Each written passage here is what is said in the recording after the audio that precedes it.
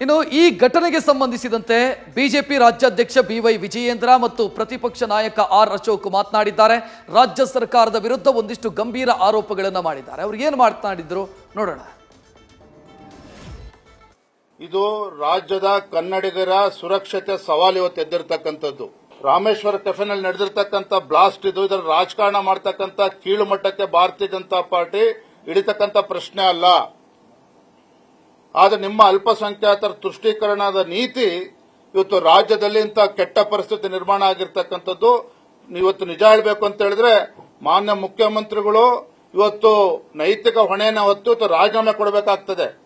ಇವತ್ತು ನಿಮಗೆ ತಾಕತ್ತಿದ್ರೆ, ನಾನು ನೇರವಾಗಿ ಹೇಳ್ತೇನೆ ಮಾತನ್ನ ಮಾನ್ಯ ಮುಖ್ಯಮಂತ್ರಿಗಳಿಗೆ, ನೀವು ನಿಜವಾಗ್ಲೂ ಕೂಡ ತಾಕತ್ತಿದ್ರೆ ತತ್ಕ್ಷಣ ಈ ವಿಚಾರದಲ್ಲಿ ಗಂಭೀರ ತೆಗೆದುಕೊಂಡು ಎನ್ಐಎಗೆ ಹ್ಯಾಂಡ್ ಓವರ್ ಮಾಡಿ.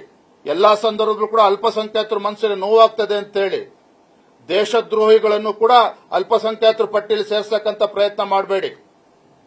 ಇದರಿಂದ ಅಲ್ಪಸಂಖ್ಯಾತರು ಕೂಡ ಕೆಟ್ಟ ಹೆಸರು ಬರ್ತದೆ, ರಾಜ್ಯದ ಸುರಕ್ಷತೆಗೂ ಕೂಡ ಇವತ್ತು ಗಂಡಾಂತರ ಒದಗಿ ಬಂದಿರತಕ್ಕಂಥದ್ದು.